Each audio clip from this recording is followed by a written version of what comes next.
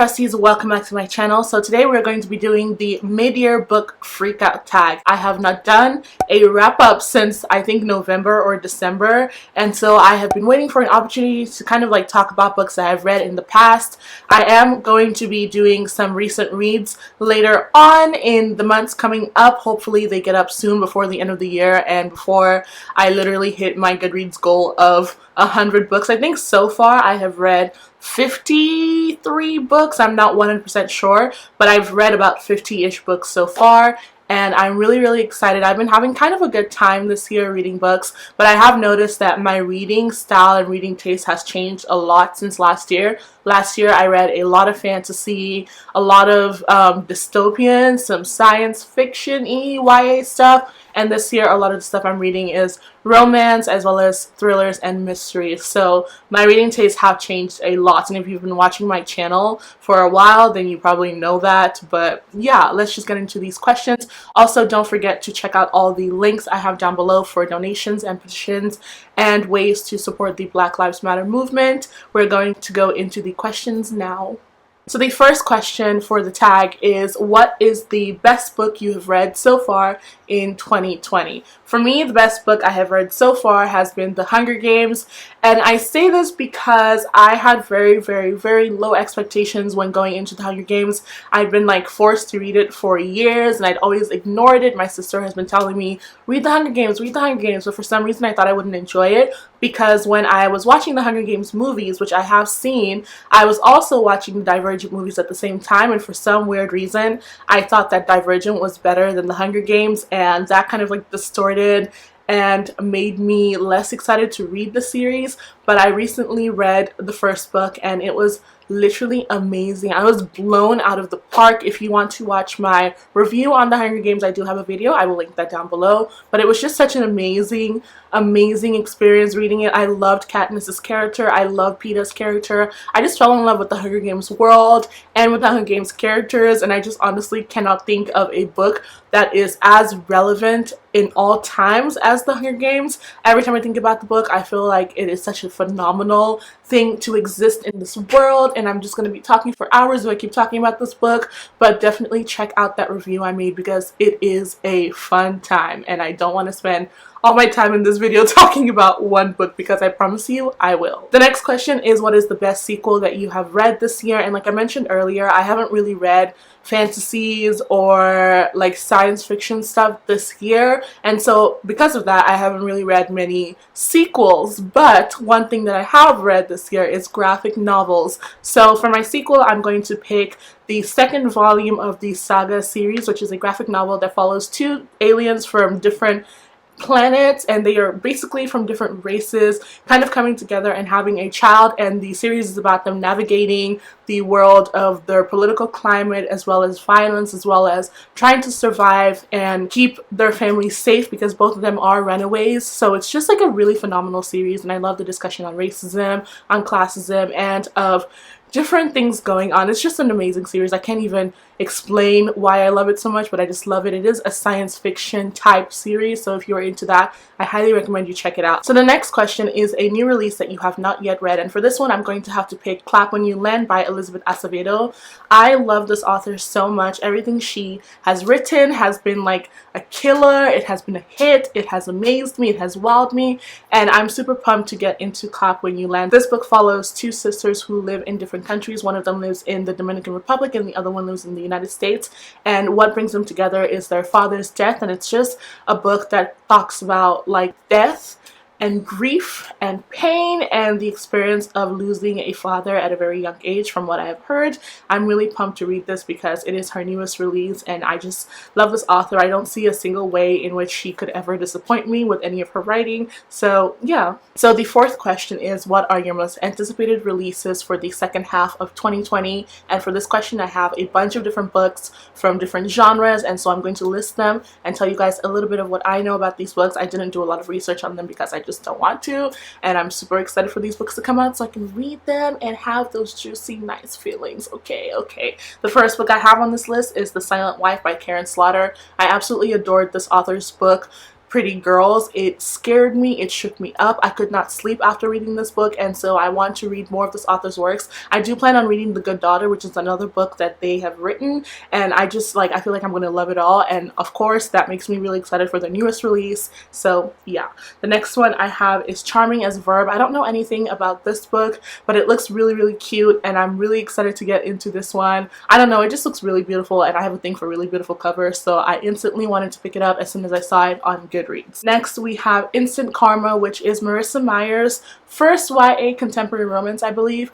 I am so pumped for this one because I really loved the Lunar Chronicles, and I feel like I want to see what Marissa Meyer is capable of writing in a regular YA contemporary sphere. I also am extremely excited for One by One by Ruth Ware, and I originally found out about this author through Lala from Books and Lala because she talks so highly of Turn of the Key, and I read Turn of the Key and I absolutely adored it. It was so good, and so because of that I just can't wait for this new book to come out because I feel like I will also be blown out of the water, and I'm really excited to start reading some thrillers that shock me and that make me happy, because lately every thriller I've read has been a 3-star and below, and I just want to read something from an author who I have had a 5-star read from. I also want to read Super Fake Love Song by David Yoon. I really enjoyed his debut novel Frankly in Love, and I have been hearing exciting things about this book, and it just sounds really good. The title is calling to me, and I just want to be there, and I want to enjoy more of David Yoon's work. I was very impressed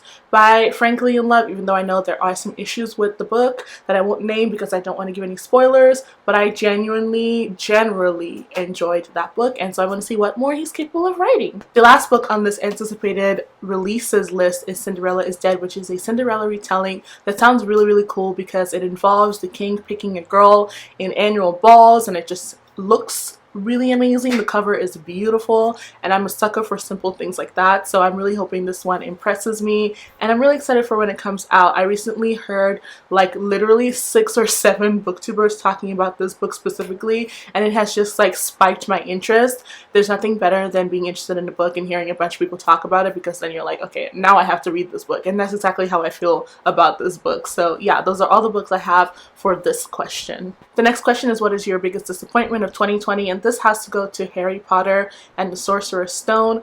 I thought I would enjoy Harry Potter because I've heard so many amazing things about this series, but I was kind of nervous to read it because I'm starting the series as an adult. But then I talked to some people, and I found out that a lot of people who had read the series for the first time were also adults, so I thought, okay, maybe I will still enjoy this book. And I wasn't the only one reading it for the first time. If you don't know, I was one of the co-hosts for the Harry Potter and the Virgins read-along, which is now canceled due to some suspicious and questionable ways that J.K. Rowling has decided to behave on the internet. So I'm not continuing the series. I have no desire to. I didn't enjoy the first or second book, and the third book was good, but definitely not good enough for me to continue such a series from such an author, and I definitely do not want to get sucked into the world of Harry Potter. And yeah, that was my most disappointed read of 2020, and it's sad to say that, but it truly was, regardless of the whole situation with J.K. Rowling. I just really did not enjoy the first book of this series. The next question is your biggest surprise, and this one actually is going to be a surprise to you guys as well, but I have to say it's going to go to Little Fires Everywhere. This book was just amazing. It follows like this custody case that involves a young Chinese baby that was abandoned by her mother that was now being adopted by a white family, and it's basically a court case between the birth mother and the adopted family. And there are so many discussions of racism, classism, you know, families, microaggression. There's just such a beautiful way that the author of this book talked about racism and society and women and families, and I really loved it. I also watched the show right after reading the book, and that just made me feel way more appreciative for the book itself. And I don't know, it was just such a big surprise because this book is listed under literary fiction, and I don't tend to have a very good experience with literary fiction, so I was very surprised to enjoy it. I think I gave it 4 stars. It was just a great read. So if you're looking for something that's kind of like suburban but talks about racism and real life and things like that, poverty, relationships, this is definitely something that you should check out. I really loved this book. The next question is your favorite new author. I'm actually not able to think of any favorite new author, but I will say that I do have an author that has shocked me and that has given me some serious joy and happiness. And even though it's weird to say that they give me joy and happiness considering the type of books they write, I still am going to say that. And the author that I'm talking about is Riley Sager, who is the author of Lock Every Door, a book that I literally finished like last week. This author has such a way with writing that you just can't, like, it's weird because there's so many things that go on in the work that they make that you're kind of like, okay, is it this, is it that, is it this, is it that? And I really love the way the author chose to write that book. So I'm going to definitely say that Riley Sager is the author for this question, especially because I now have major massive plans to binge read all of their books before Home Before Dark comes out, which is a book I'm really excited to read. Wow, look at me adding a little announcement at a very juicy and perfect time. I wanted to quickly let you guys know, with regards to Home Before Dark, that I will be co-hosting the Literally Dead Book Club read for August with Lala from Books and Lala, who is the creator of the book club, and Starla from Starla Reads. We will be reading Home Before Dark, and I'm going to go ahead and link Lala's original video so you guys can watch her announcement, and I'm also going to link Starla's channel as well. But I will be co-hosting in August, and then we're going to have a live show in September, but we don't have the dates for that yet. But I just want to let you guys know so you can be ready and prepared and you can get the book, because I think it literally just came out. And I'm really excited to co-host. So thank you so much to Lala for inviting me to co-host. And thank you so much to Starla for joining us in co-hosting. But yeah, I just wanted to do a really quick short announcement for all of you guys. Let's get back to the video.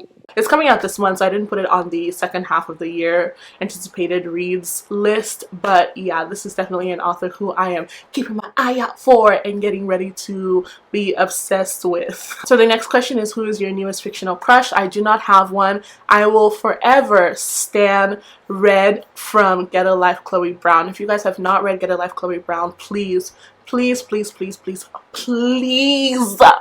if you don't like romance, this is a book you need to read. It is so amazing. It has black rep, it has fat rep, it has disability and chronic illness rep. This book is just amazing and wonderfully done. Talia Hibbert is such a talented author in so many ways. Like, this book was the first book that I read where I felt like things were just so mature and things were so well done and the relationship was handled so beautifully and so realistically. So I highly recommend this book, and I highly recommend that everybody else crushes on Red the way I do. So the next question is your newest favorite character, and I will have to go with Marco from the Saga series. I love Marco's character because he is a hothead, he is hard-headed, but he only truly cares for his family, like his parents, his wife, his daughter. He is just one of those, like, I don't want to say himbo characters because he doesn't really give me himbo vibes, but he's definitely one of those characters that's like super stubborn, and then he's like, wait, I may have made a mistake. And I just love that he is able to reflect so well. I don't know, something about the Saga series is just so tastefully done, even though it's definitely a very mature series that I would not recommend like any children read. It's definitely one of those like crazy times, like wild rides, like what's going on here. But I just really love Marco's character, and seeing how somebody who went from, you know, being a criminal to being a father to like being a husband to being somebody who has now all these responsibilities he's never had before. I just really adore the way he deals with things. Next question is a book that made you cry. You know what? Sometimes you're just reading a book and you just want to cry because it's just so magical and wonderful, and you just can't think of your life without that book. And for this, I'm gonna have to say Becoming by Michelle Obama. If you were following me on any social media at the time that I was reading this book, you know that I instantly started crying from the moment I started this book. I could not keep the waterworks at bay. I was sobbing literally like 30 minutes into the audiobook, and I cried probably 8 or 9 times reading this book. It basically is Michelle Obama's autobiography. It is just so beautifully done. It is just so... chef's kiss. It's really great to see somebody who is living at the same time as I am have all these experiences, and seeing Michelle's life from the South Side to becoming the president's wife to, you know, like just her whole life, just South Side, school, president's wife, and then going from being that, all of those things, to no longer being the president's wife and like picking up her life again afterwards. It was just such an amazing read. Michelle Obama is definitely someone who has so many ways and so many aspects of herself. She's just a very amazing person. It's really cool to see the things that she believes in and the things that she's for and the things that she supports in her memoir, and seeing the way she discusses different issues, constantly raising the bar for us all. The next question is a book that made you happy, and for this one I'm going to have to say Check Please. Check Please was just such a cute and wholesome graphic novel. I absolutely adored getting to know our main character, who is starting out college and decides to join a hockey team. Our main character is just so adorable and funny. He bakes pies, he plays hockey, he has a YouTube channel. There are just so many things to relate to in Check Please, even if you are not a guy or even if you're not LGBT. There's so many beautiful, magical parts of this book, and I just can't come to terms with the fact that something so creative and funny exists, because you get to know about like baking, you get to know about YouTube, you get to know about our main character and all the characters on his team, and I just really loved the wholesome representation of friendship and then of romance. And I feel like the series or the book has like some hate to love going on there, which I absolutely adore. There's nothing to be said that is negative about Check Please. So if you haven't read it, please check yourself and read it. I'll see what I did there, see what I did there. And a little tidbit, the author of Check Please is Nigerian, which like,